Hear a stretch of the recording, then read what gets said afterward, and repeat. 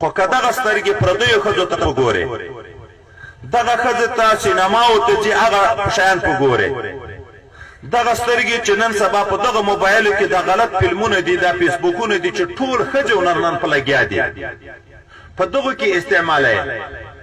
د چا عورت ته وګورې، شرمګاه ته وګورې، دغه سترګې به په ورځ د قیامت د اور په سلایي باندې سوځل کېږي.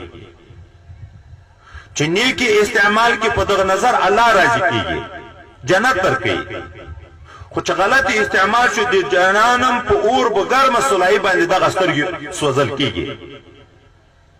غوږونه دي الله تعالی مخترع کړي دي، دغه غوږ باندې تلاوت واوري، ذکر واوري، د نصیحت خبره واوري، د خیر خبره واوري، د الله تعالی د حکم موافق شو. او که په دغه باندې سروزونه اوري، غیبتونه اوري، دروغ اوري، ناروا شیان اوري، د شیطان متابعت شو. الله وی دا غلط غوږونه به د شیطان په لیار باندې نه استعمالوي.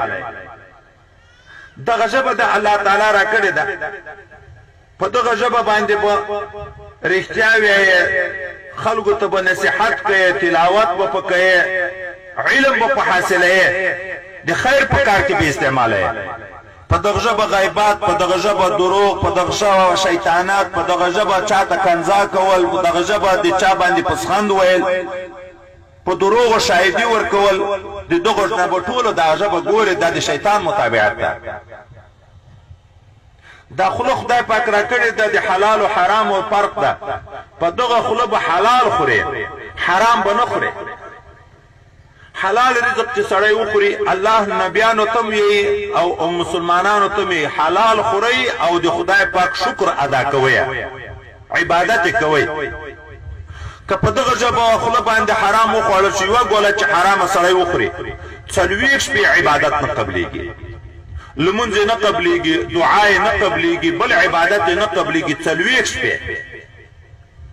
په دغه ژبه خوله باندې چې حرام وخوړل شو، دغه حرام چې د بدن جز شو، غوښه پشنه شو، دغه غوښه به په اور د جهنم باندې سوځي، ځکه د شیطان متابعت کړی ده او شیطان جهنم ته راځي. څوک چې د شیطان په لار ځي هغه هم جهنم ته ځي. دغه لاسونه الله تعالی موږ ته راکړي دي، دا به د خیر په کار کې استعمالوي. د یو چا سره به کومک وکړي، د دین په کار کې، جماعت جوړول کې، مدرسې جوړول کې، د یو چا سره په معاونت کې، په همکارۍ کې به استعمالوي. په دغه لاسو به قتل نه کې، په دغه لاسو به ویل نه کې، په دغه لاسو به په دروغ شاهدي په چاپ څه نه لیکي، په دغه لاسونه به د شیطان په لار کې نه استعمالوي. که غلط استعمال شو، د شیطان په لار روان شو، نو دغه سړی به بیا جهنم ته ځي.